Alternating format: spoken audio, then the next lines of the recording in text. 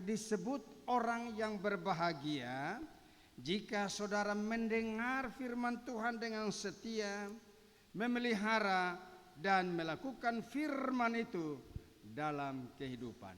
Haleluya.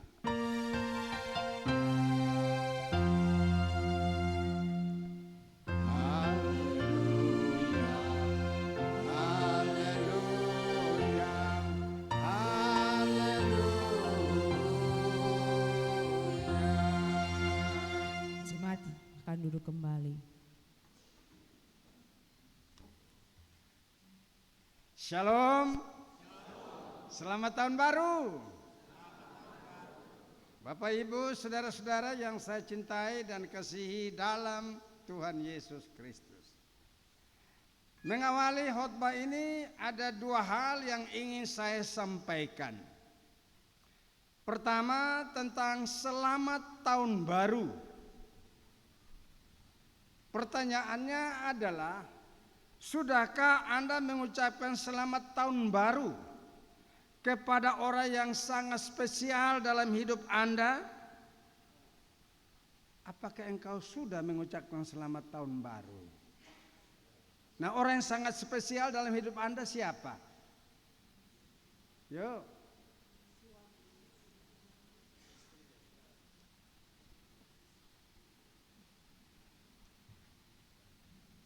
Bapak Aram, yang spesial dalam hidup Anda siapa? Hah? Istri. Itu sangat spesial. Amin kok? Pertanyaannya, ketika tanggal 1 kemarin itu ucapkan selamat tahun baru ke tidak? Saya yakin banyak yang tidak, karena ketiduran. Apalagi tidak ibadat pagi lagi. Nah, sampai hari ini barangkali belum mengucapkan selamat tahun baru. Nah, begitu. Nah, bagi saudara yang baru masuk kebaktian pagi ini, apakah saudara juga sudah mengucapkan selamat tahun baru kepada tetanggamu kiri dan kanan? Sudah atau belum? Jujur saja. Sudah atau belum? Di kiri kanan. Nah, kalau belum, saatnya sekarang Anda mengucapkan selamat tahun baru dan berkata begini: selamat tahun baru saudaraku, dan tetap semangat. Ayo bergerak, 1, 2, 3.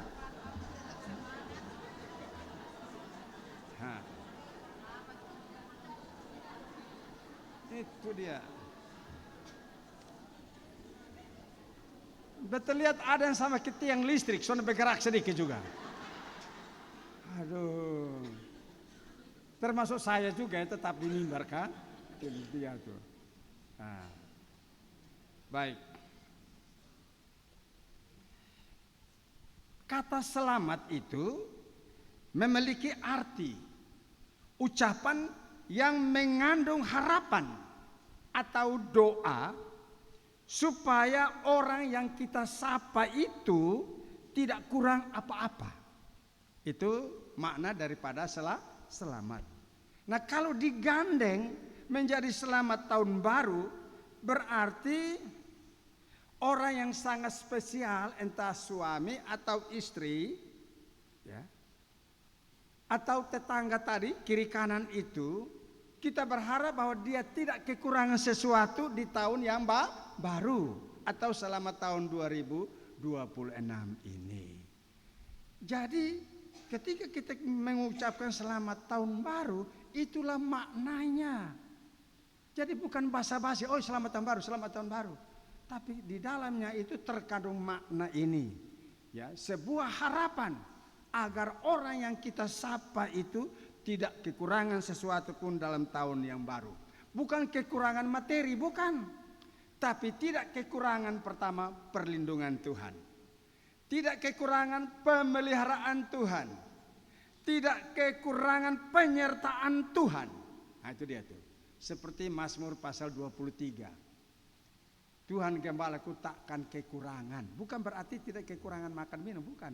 Tapi tidak kekurangan pemeliharaan Tuhan, penyertaan Tuhan, dan perlindungan Tuhan. Itu yang kita harapkan. Bapak Ibu saudara-saudaraku yang saya cintai dan kasihi dalam Tuhan kita Yesus Kristus. Kata selamat tahun baru itu sepertinya mudah sekali kita ucapkan. Tetapi banyak orang mengakhiri tahun ini, bahkan memasuki tahun baru dengan kekecewaan, putus asa. Tidak melihat ada harapan baru di tahun 2026. Mengapa? Karena dia masih dibayangi oleh pengalaman-pengalaman buruk pada waktu lalu. Itu hal yang pertama. Yang kedua yang ingin saya sampaikan di awal khotbah ini adalah menyangkut tema khotbah pada minggu pertama di tahun baru ini, yaitu kebenaran yang memerdekakan. Saudara-saudara, mendengar tema khotbah ini, menurut saudara kira-kira cocok dikhotbahkan pada waktu kapan?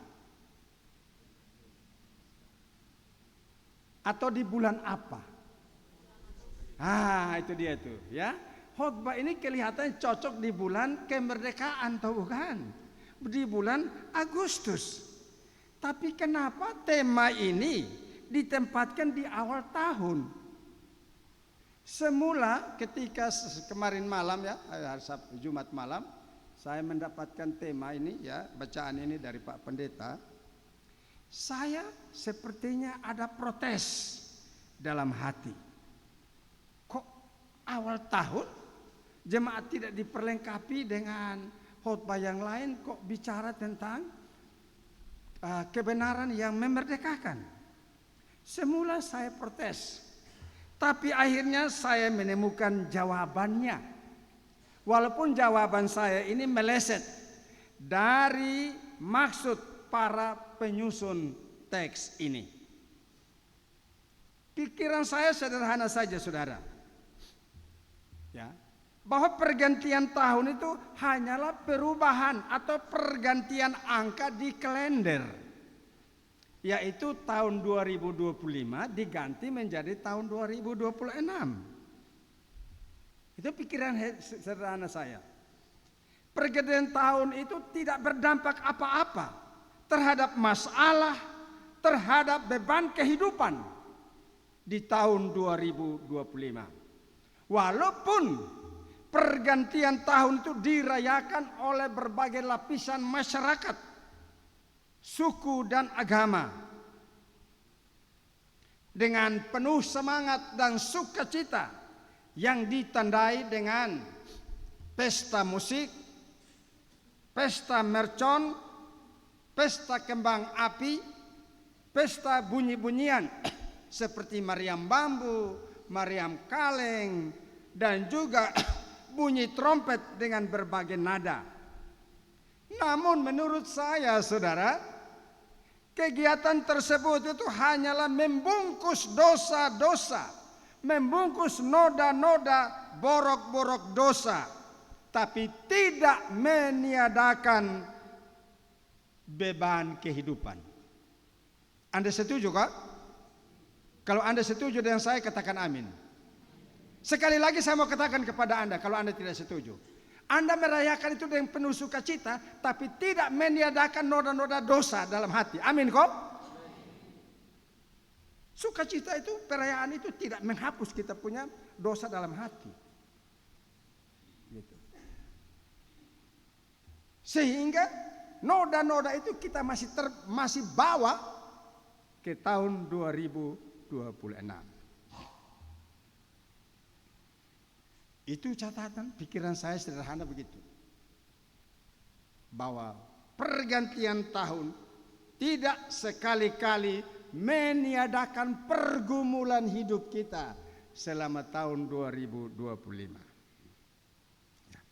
Yang berikut adalah menurut kalender Masehi, minggu pertama di tahun yang baru itu kita memasuki minggu Epifani atau Epifania.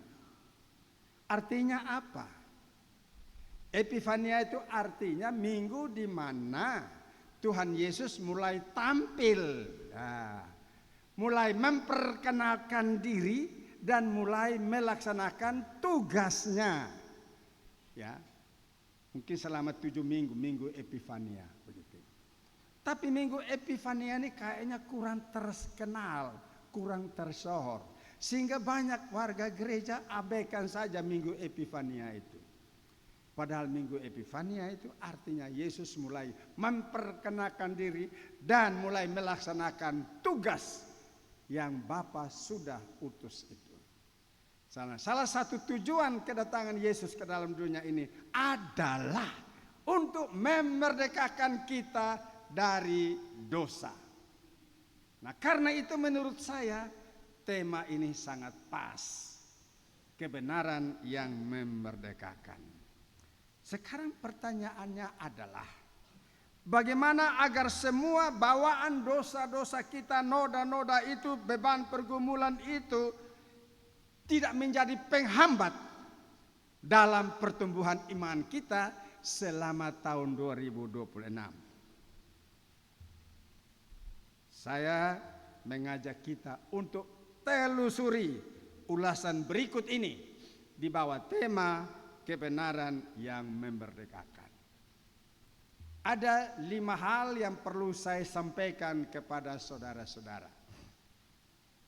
Yang pertama, arti merdeka.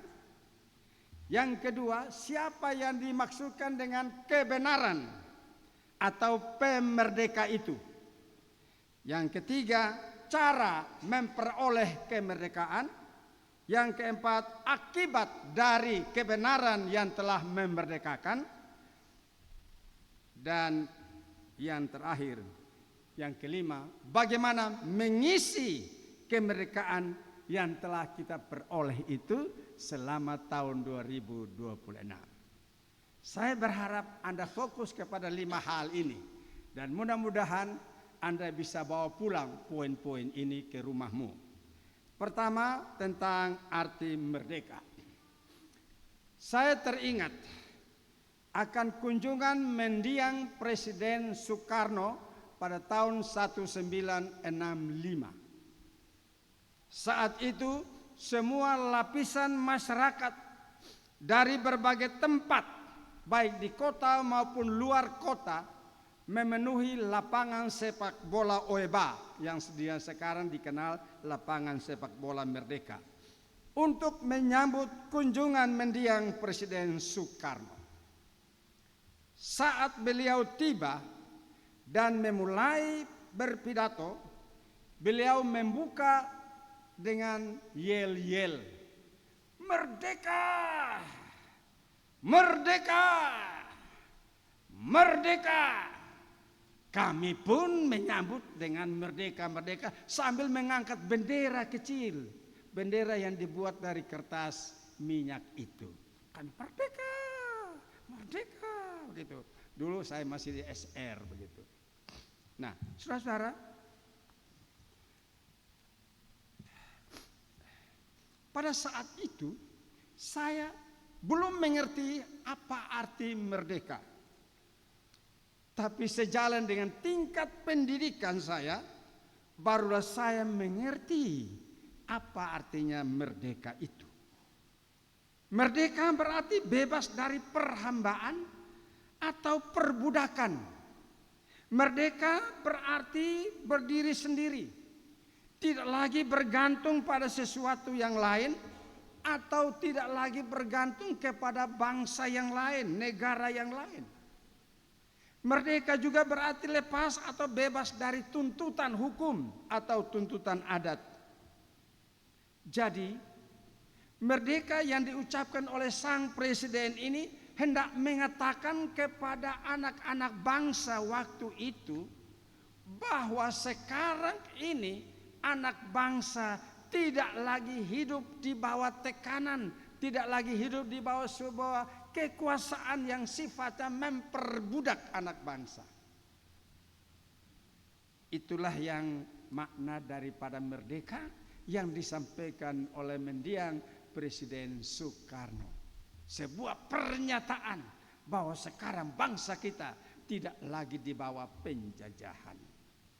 Saudara-saudara yang saya cintai, saya pun teringat ketika saya membaca satu brosur pada tahun 1949 mendiang Presiden Amerika Serikat Franklin Roosevelt, dia menyampaikan ada 4 kemerdekaan dasar yang dapat dinikmati oleh semua orang setelah berakhirnya Perang Dunia Kedua, yaitu merdeka untuk berbicara atau merdeka mengeluarkan pendapat.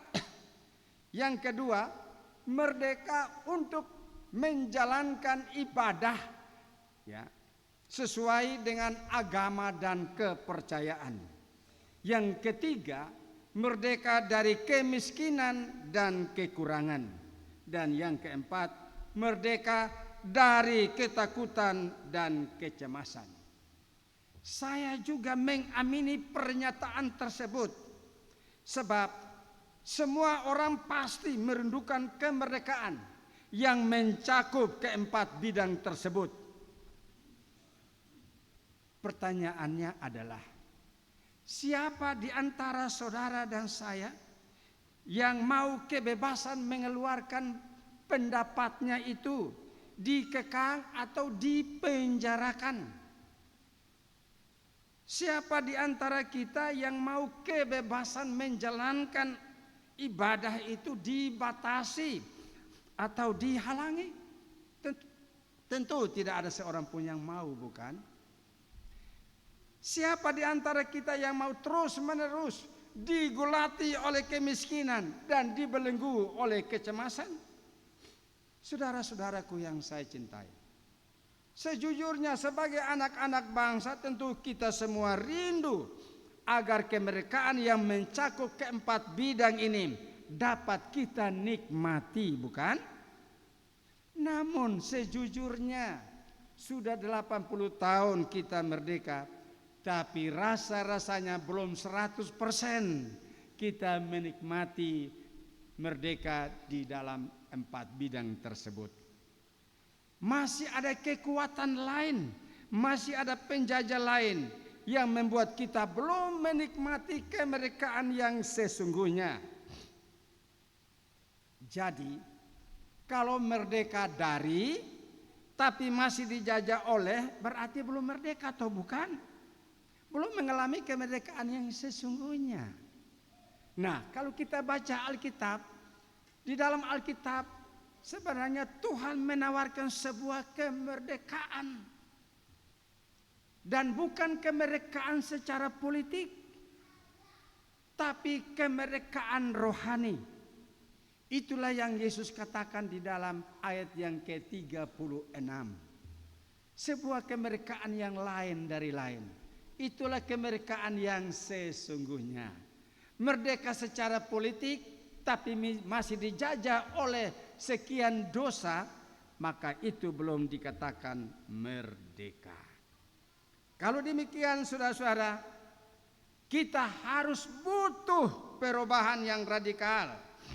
Ya. Mau tak mau kita memerlukan pembebasan. Kita memerlukan pemerdeka yang akan membebaskan, yang akan memerdekakan kita dari penghambat pertumbuhan iman. Itu hal yang pertama. Yang kedua, siapa yang dimaksud dengan kebenaran atau pemerdeka itu? Kalau kita baca Yohanes 14 ayat yang ke-6, di situ kita bisa menemukan jawabannya. Ayat 6 bilang apa? Coba ada yang bisa sebut kok? Tak usah baca tapi harus hafal. Sudah hafal? Yesus berkata, akulah jalan kebenaran. Nah, kata kebenaran di situ. Jadi kebenaran di situ menunjuk kepada siapa? Halo? Menunjuk kepada Yesus Kristus. Jadi bukan kebenaran yang abstrak, tapi menunjuk kepada pribadi Yesus Kristus sendiri. Begitu. Jadi kebenaran di sini adalah Yesus Kristus. Karena itu di dalam ayat yang ke-32 Yesus katakan dengan jelas bahwa kebenaran itu akan memerdekakan atau akan membebaskan. Itu menunjuk kepada pribadi Tuhan Yesus Kristus. saudara-saudara, memang saat itu ada terjadi perdebatan antara orang-orang Yahudi dengan Tuhan Yesus. Perdebatan itu menyangkut pernyataan Tuhan Yesus. Ya, Yesus mulai memperkenalkan dirinya. Dia kasih tahu tentang hubungan dia dengan Bapanya, begitu. Yesus juga kasih tahu bahwa apa yang dilakukan oleh anak itu tidak berdasarkan dari kemauan atau keinginannya, tapi semuanya itu dari Bapa. Yesus menyatakan bagaimana hubungan dia dengan Bapa, dan inilah yang tidak dipahami oleh orang-orang Yahudi pada waktu itu. Malah mereka bilang, Yesus tidak menyinggung soal perbudakan ya dalam percakapan itu, tetapi justru mereka kasih tahu bahwa kami tidak pernah diperbudak oleh siapapun. Coba, ini benar atau salah ini? Halo? Mereka katakan kami tidak pernah diperbudak. Apa betul? Tidak, saudara. Kan moyang mereka diperbudak di Mesir tuh berapa tahun itu? Halo? Aduh. 450 tahun lah begitu. Wah, lama itu. Kemudian mereka, kami tidak pernah diperbudak. Lucu kan? Sama dengan kita, kami tidak pernah dijajah. Lucu kan? Bangsa asing jajah kita kok, begitu. Nah, ini orang-orang Yahudi bilang begitu. Nah, Yesus malah mereka banggakan, kami ini turunan Abraham. Ya. Banggakan turunan. Nah, saudara, dalam percakapan itu, saudara, Yesus dengan tegas membatalkan status mereka sebagai keturunan Abraham. Yaitu mereka perlu dimerdekakan karena Yesus tahu bahwa sebenarnya mereka diperbudak oleh dosa. Maka mereka perlu dibebaskan. Bagi Yesus turunan itu tidak menjamin, tidak otomatis bahwa mereka menjadi orang-orang merdeka. Tidak, saudara. Sekali lagi, turunan tidak memberikan jaminan untuk mendapatkan keselamatan. Tidak. Nah, ini pikiran semacam ini dia bertumbuh subur dalam warga gereja pada masa kini. Sadar atau tidak, tetapi ada sementara warga gereja yang membanggakan turunan. Karena di KTP itu berisi Kristen. Dia sudah rasa bangga. Malah ada warga tertentu yang merasa bangga bahwa dia sudah dibaptis dan sudah terdaftar pada salah satu gereja. Jadi itu merupakan jaminan. Apalagi ada yang banggakan bapaknya itu pendeta, bapaknya itu majelis gereja sekian periode, nah, bapaknya itu pengurus gereja misalnya. Bangga soal itu. Bagi Yesus itu sudah laku, saudara. Dan andai kata saja pikiran itu masih bertumbuh subur dalam hati dan pikiran kita, lebih baik bertobatlah, hindarilah itu. Sebab menurut Yesus, turunan dan apapun alasan-alasan itu tidak memberikan jaminan kepastian keselamatan. Nah, saudaraku yang saya cintai dan kasihi, tipe orang Kristen yang masih berpikir semacam ini perlu dimerdekakan. Setuju kok? Katakan amin. Pelan saja, tak usah keras-keras ya. Amin. Nah, begitu. Jadi orang semacam ini, tipe orang Kristen semacam ini perlu dimerdekakan, begitu. Ya. Kita sampai pada bagian ketiga. Cara memperoleh kemerdekaan itu, ya. Cara memperoleh kemerdekaan itu, pertama-tama dari pihak Tuhan dulu. Dari pihak Tuhan, Tuhan Yesus menjanjikan, ya, Tuhan Yesus berjanji untuk membebaskan dan memerdekakan. Tuhan bilang, apabila anak itu memerdekakan kamu, barulah kamu benar-benar merdeka. Itu sebuah janji. Jadi daripada pihak Tuhan, Tuhan menjanjikan pembebasan atau kemerdekaan. Dan dia tepati janji itu. Ya.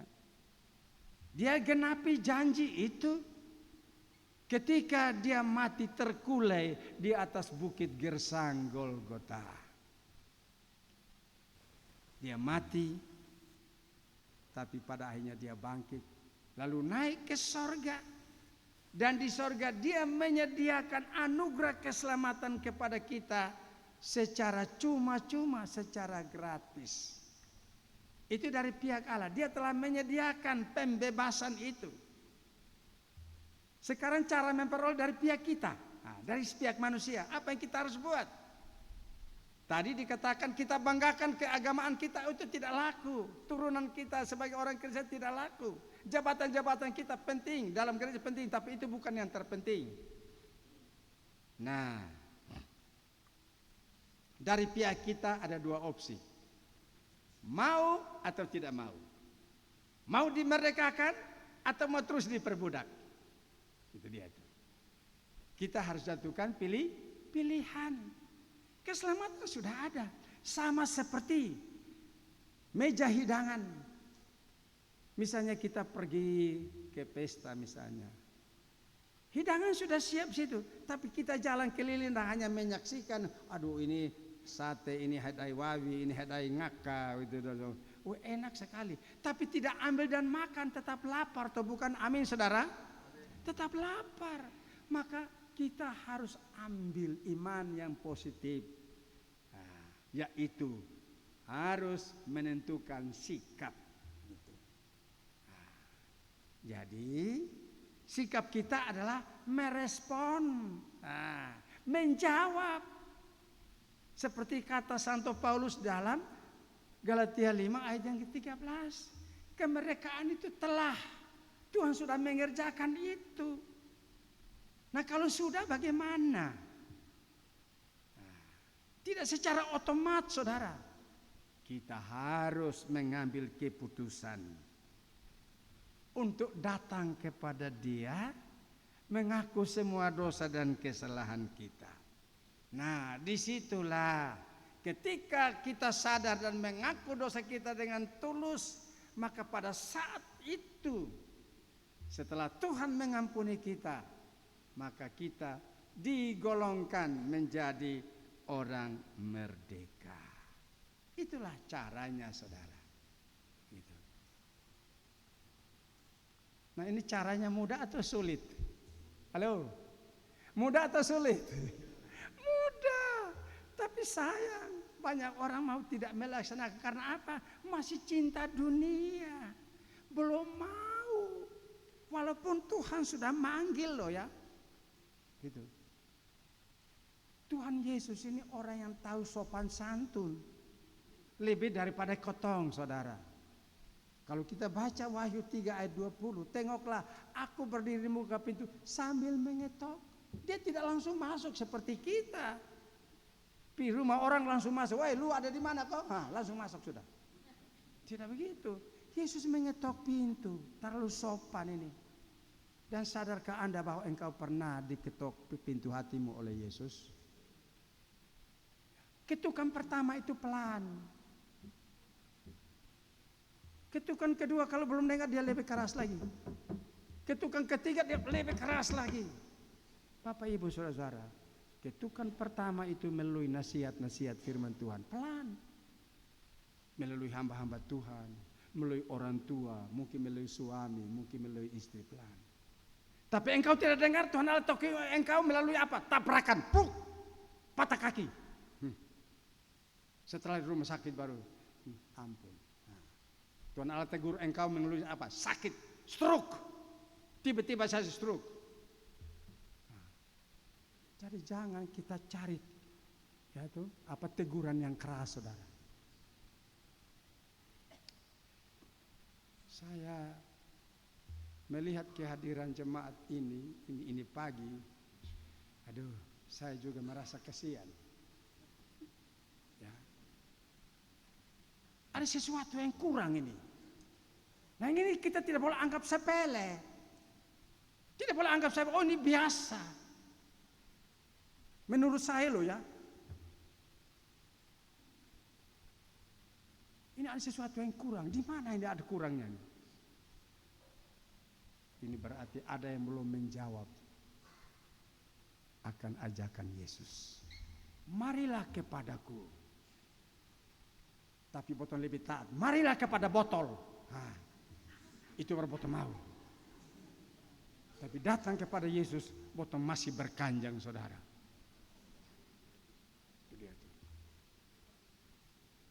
Tanggal 1 saja sebenarnya itu miliknya orang Kristen, saudara.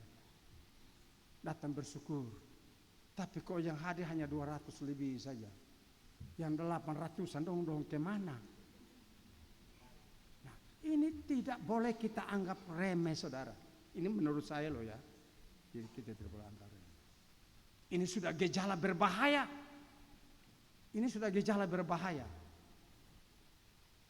Kan kita tahu tuh Tuhan Yesus datang akan tiba-tiba tuh. Amin kok. Datang tiba-tiba. Nah karena itu kita tidak boleh anggap ini sepi.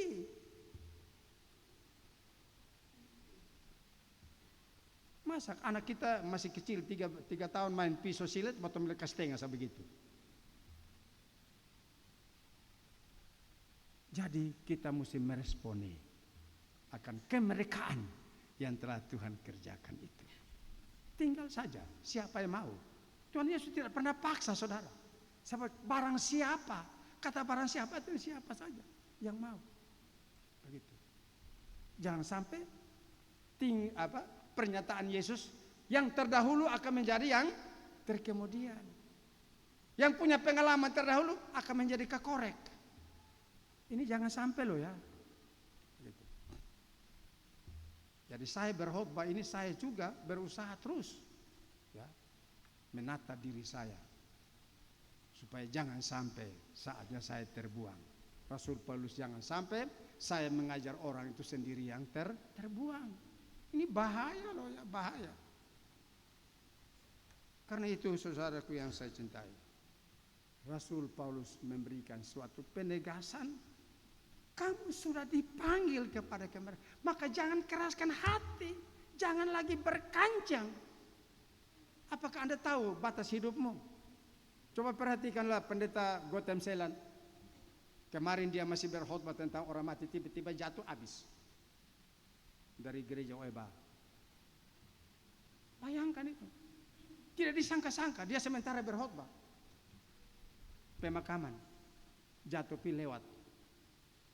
Nah, bagaimana Anda kata hal itu terjadi pada diri Anda? Apakah Anda sudah yakin memiliki kepastian keselamatan atau belum? Jangan anggap remeh, saudara. Saat sekarang kita harus cari kepastian keselamatan. Itu catatan yang ketiga. Yang masuk keempat. Akibat dari kebenaran yang memerdekakan. Itu pasti ada akibatnya. Akibat yang pertama, Yesus bilang kotornya anak-anak nitu, saudara. Yesus bilang, kita diperbudak oleh dosa. Kita anak-anak haram. Tapi setelah kita menjawab akan panggilan itu, maka kita diangkat menjadi anak-anak Allah. Yohanes 1 ayat yang ke-12. Kita diadopsi menjadi anak Allah. Apa artinya gereja penuh sesak tetapi belum menjadi anak Allah? Percuma, saudara. Maka ini akibat dimerdekakan, kita diadopsi menjadi anak Allah. Saya kira kalau kita diadopsi menjadi anak gubernur Melki Lakalena, pasti kita senang, toh bukan? Karena bisa menikmati fasilitas di gubernur. Jalan kemana dikawal. Nah, kita diangkat menjadi anak-anak, kita menikmati fasilitas sorga. Kita menjadi ahli waris. Luar biasa, saudara. Biar busuk-busuk begini, tapi anak Tuhan Yesus. Senang ke tidak, saudara? Halo, senang ke sonde? Senang. Begitu. Jadi pulang ke bini, biar beta doka-doka begini, tapi ini anak Tuhan Yesus. Begitu. Biar metan begini, tapi anak Tuhan Yesus. Begitu. Jadi sekarang mari kita renungkan, beta sudah jadi anak Tuhan Allah atau belum ya? Pasti Anda yang menentukan, saudara, bukan saya. Saya hanya omong saja. Yang kedua, terjadi pertobatan atau kelahiran baru. Setelah dimerdekakan pasti ada perubahan. Dan perubahan itu mencakup hati yang baru. Waduh. Yeskiel bilang hati batu dirubah menjadi hati daging. Bapak Ibu tahu hati ini menjadi tempat persembunyian dosa. Sekali lagi bertemu kasih tahu Bapak Mama. Hati ini menjadi tempat persembunyian dosa. Baca baik-baik Markus 7 ayat 21 sampai 23. Kemudian dipadukan dengan Galatia pasal 5 ayat 19 sampai 21. Kita dapatkan situ kurang lebih 28 dosa yang tercatat. Belum termasuk yang tidak tercatat. Hati ini menjadi penyimpan dosa. Maka hati ini perlu dirubah. Itu dia tuh. Kotong hiasi, kotong punya diri dengan baju baru, sepatu baru. Tapi kalau hati masih bobrok, apa artinya semua baru itu? Soalnya ada manfaat, saudara. Karena itu, akibat dari kita memiliki hati yang baru. Hati yang baru, hati yang mengasihi jiwa-jiwa, hati yang mengasihi usia Yesus, hati yang mengasihi istri, hati yang mengasihi suami, hati yang mengasihi anak-anak.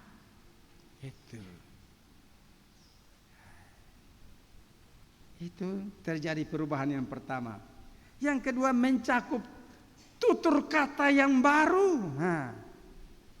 Dulu suka tipu-tipu, suka berbohong-bohong, tapi sekarang sudah jujur. Itu mendapatkan tutur kata yang baru. Dulu suka bentak orang, sekarang bicara dengan lemah lembut begitu. Dulu mama suka maki anak-anak, weh anjing lu, mama suruh setengah mati lu bilang, sekarang rubahlah itu, tidak lagi sebut anak itu anjing, babi, nitu, busa, fafi, tidak lagi begitu. Kata-kata kita dirubah, saudara, menjadi kata-kata yang baru. Dulu suka merendahkan orang, sekarang tidak lagi. Gitu dia tuh. Dulu tidak menghargai orang, sekarang hargai gitu. Sekarang kata-kata yang keluar, kata-kata yang sejuk begitu. Ketika Anda pulang dari rumah ini, salam kepada suami yang baru bangun tidur. Salam Bapak. Bapak bilang, ini hari dulu lain sekali ya. Setiap minggu-minggu yang lalu engkau pulang tidak salam. Ini kali baru salam begitu. Saudara, kasih tahu bilang, tahu diri ini hari beta sudah hati baru tahu. Gitu. Nah. Jadi pengalaman baru itu bukan sesudah, saat ini. Seperti kata surat Ibrani, hari ini hari keselamatan, bukan besok, bukan sesudah meninggal dunia, hari ini. Itu dia tuh. Karena itu malaikat juga kasih tahu, hari ini telah lahir bagimu, bukan besok. Jadi pengambilan keputusan Allah hari ini, saudara. Yang berikut terjadi apa lagi? Terjadi pikiran yang baru. Waduh. Dulu hanya berpikir kesenangan diri sendiri, keselamatan diri sendiri. Ya, dulu hanya berpikir negatif melulu. Pikiran negatif terhadap pendeta kah, kepada kawan kerja kah, kepada pemimpin kah, begitu. Tapi sekarang berpikir positif.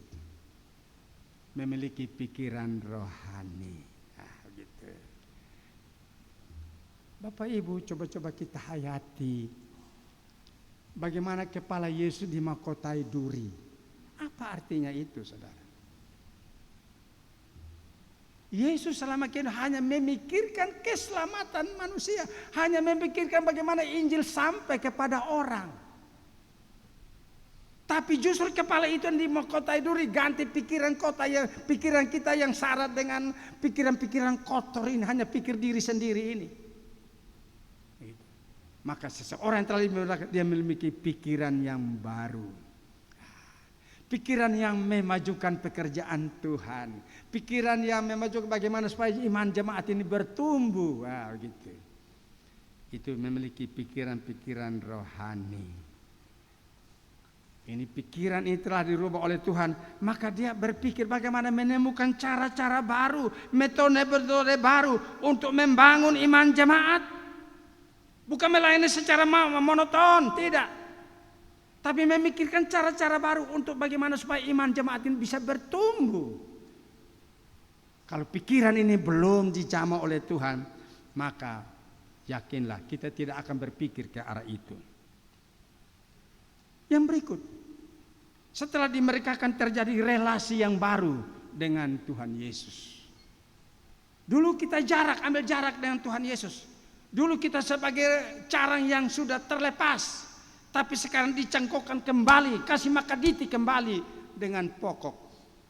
Saudara-saudara, dulu mungkin kita punya persekutuan dengan Tuhan itu abal-abal, temporer. Ketika Natal dulu baru ibadat begitu. Tapi sekarang tidak lagi, saudara. Punya relasi yang intim dengan Tuhan Yesus. Makaditi dengan Tuhan Yesus. Itulah relasi yang baru. Yang berikut. Perubahan yang berikut yang terjadi adalah pujian yang bermutu. Memuji Tuhan itu bukan pada saat lomba baru kita melatih sungguh-sungguh. Tidak, saudara. Bukan itu.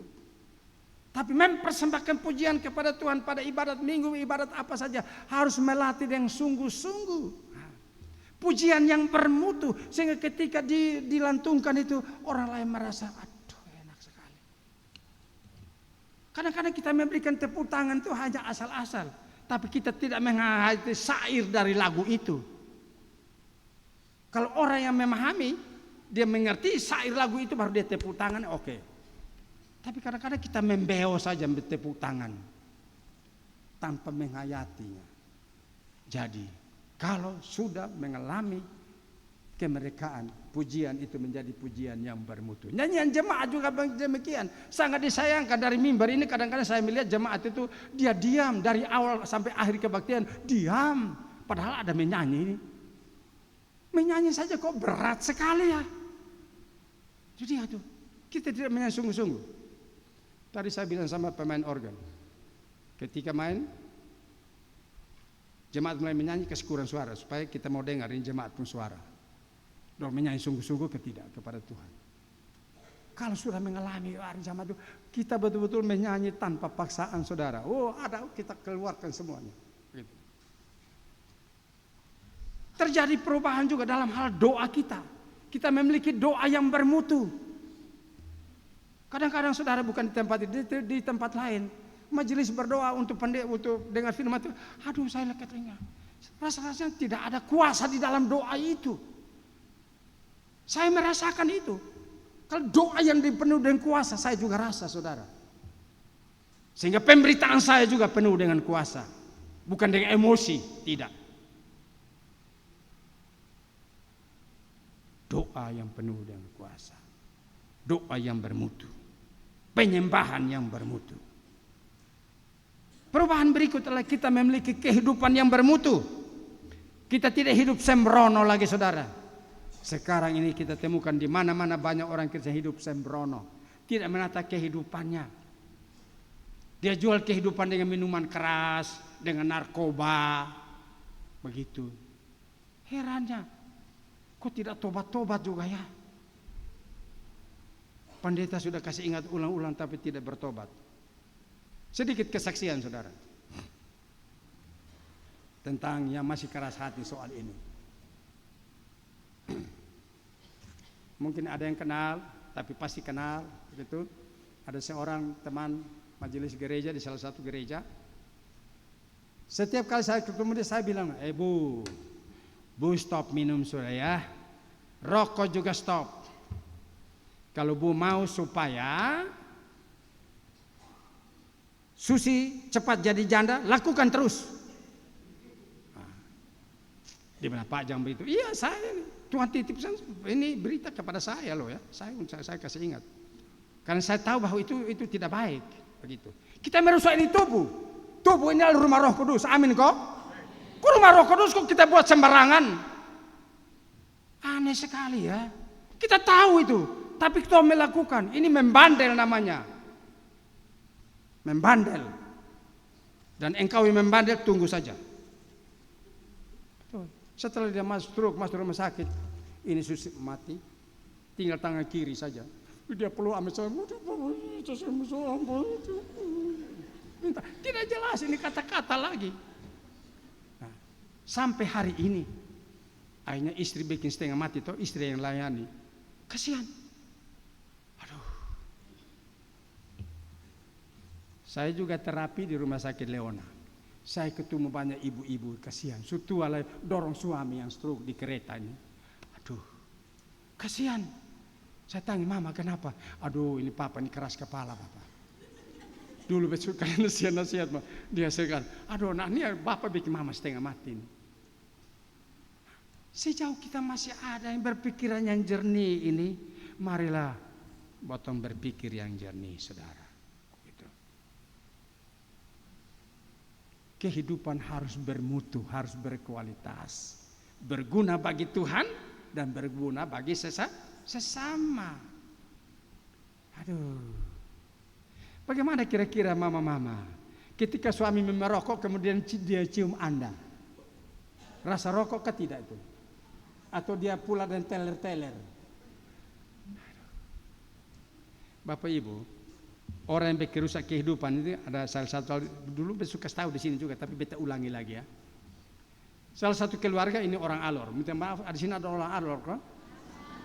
Jangan tersinggung ya, gitu. Gitu. Nah, bapaknya itu tiada hari tanpa mabuk. Akhirnya tertular kepada anak laki-lakinya. Ketika suatu malam bapaknya pulang, tengah malam dia sudah teler. Anak buka dulu pintu, anak bilang tinggal di luar. 3 kali, buka pintu, anak bilang tinggal di luar. Tapi anak juga rasa kasihan kepada bapak, kok hujan turun? Hujan turun lepas aja, sudah buka pintu bapak masuk. 2 hari kemudian anak keluar lagi, gantian. Anak pulang juga ada yang teler-teler. Bapak buka pintu, bapak bilang tinggal di luar. 3 kali. Setelah kata-kata yang 3, bapak buka pintu, beta bawa 1 botol buat bapak. Bapak buka pintu, bapak bilang, lain kalinya jangan pulang terlambat begini ya, begitu.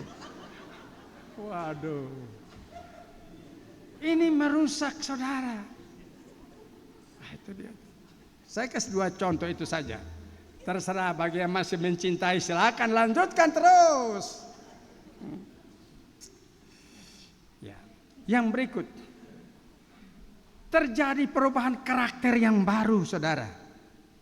Dulu ingin disanjung, ingin dipuji, cari tenar. Sekarang banyak hamba Tuhan juga sangat tenar sekarang, saudara. Sehingga banyak orang menjadi pengikutnya.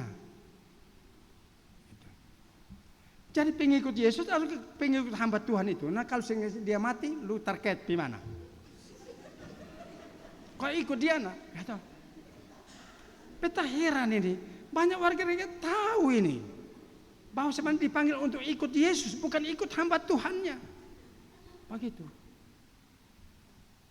Tapi banyak hamba Tuhan juga karakternya juga ingin dipuji, disanjung supaya tersohor terus begitu. Aduh, kalau memang itu menjadi bahaya. Itu, saudara. Karakter kita juga memiliki karakter membunuh, saudara. Di dalam diri ini ada karakter membunuh, saudara. Jangan bilang bebas, ada. Tapi tunggu saatnya saja, tunggu dihidupi saja, tinggal situasi. 1 Yohanes 3 ayat 15 bilang, barang siapa membenci sesamanya, dia seorang pembunuh. Itu dia, membenci saja seorang pembunuh. Nah ini ada pada kita atau bukan? Nah karakter ini yang perlu diberantas begitu. Karakter yang suka memberontak begitu. Karakter yang tidak suka ditegur, dinasihati, kita mesti robah itu. Dan yang robah itu bukan siapa-siapa tapi Tuhan Yesus. Amin kok. Bagian kelima yang merupakan bagian yang terakhir, yaitu bagaimana kita mengisi kemerdekaan itu. Setelah kita memperoleh perubahan hidup, bagaimana kita mengisi kemerdekaan itu. Paulus bilang, jangan seperti kuda lepas dari kekang. Dimerdekakan bukan berarti mereka berbuat dosa, bukan begitu maksudnya. Tapi merdeka, kita bebas dari perbudakan menuju kepada keadaan merdeka, tetapi kita juga diatur, saudara. Nah, kata Paulus, hidup ini harus dipimpin oleh Roh Kudus.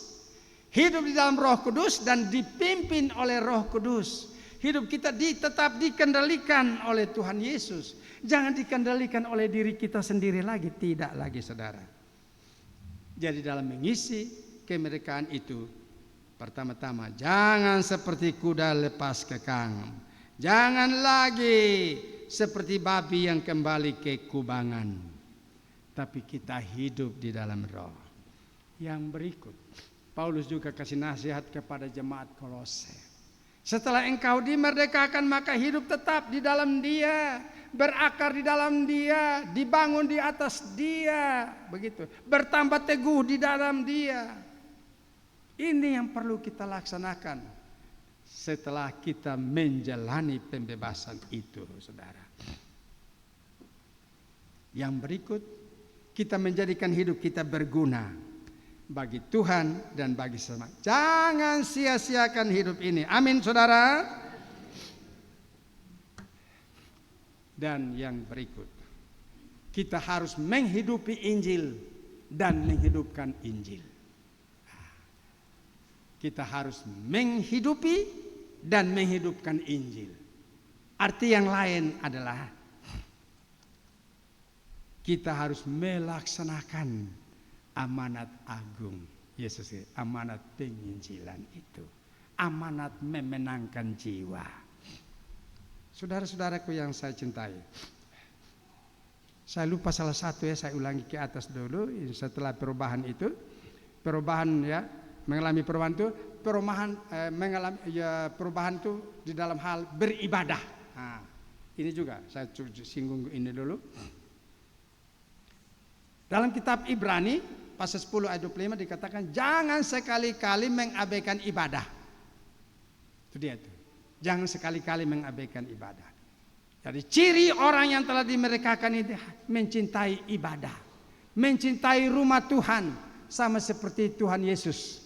Dia dibawa sejak kecil ke rumah Tuhan, umur 12 tahun dia sudah tampil di bait Allah, sampai dia melaksanakan tugasnya selalu berkunjung ke bait Allah. Bagaimana dengan Kotong? Kotong sudah bangun gedung bagus-bagus ini, kemudian kita kasih kosong dia. Maka bagi Anda yang sudah hadir pagi ini, berjanjilah kepada diri sendiri hari ini. Mulai hari ini saya harus mencintai ibadah. Amin kok? Amin? Nah, tadi saya katakan siap menghidupi dan menghidupkan Injil, artinya siap melaksanakan amanat agung. Bukan mau atau tidak mau, tapi mau tak mau, Kotong harus laksanakan itu. Sebab namanya amanat itu bukan himbauan, tapi perintah. Namanya perintah kita mesti laksanakan, begitu. Tugas siapa itu? Bukan tugas pendeta, penginjil, pendoa, bukan. Tapi tugas semua umat Kristen yang telah mengalami pembaruan oleh Roh Kudus. Karena itu pesan saya hari ini, jalanilah tahun 2026 tanpa was-was. Kendati pun banyak kalangan masih memprediksi bahwa tahun 2026 menjadi tahun pergumulan, tahun goncang-gancing, tahun masalah, tahun krisis. Tapi tidak usah dengar itu. Tidak usah. Sebagai anak-anak Tuhan kita tetap tidak boleh gentar. Sebab kalau bersama Yesus, masalah apapun juga Yesus ada di dalamnya. Amin kok? Contoh supaya menjadi jelas. Ketika bangsa Israel mengalami krisis air, ada Allah atau tidak di sana? Ada. Tuhan Allah mengadakan air. Ketika Yesus berlahir bersama-sama dengan murid-murid, mereka mengalami masalah. Yesus ada di dalam masalah itu atau bukan? Yesus juga mengalami badai atau tidak? Alami badai. Tapi Yesus menghandlenya. Akhirnya badai menjadi tenang. Artinya apa? Tahun 2006 2020 walaupun menjadi tahun masalah, tapi ada Tuhan. Amin saudara. Karena tidak ada yang mau menyanyi, saya mau menyanyi.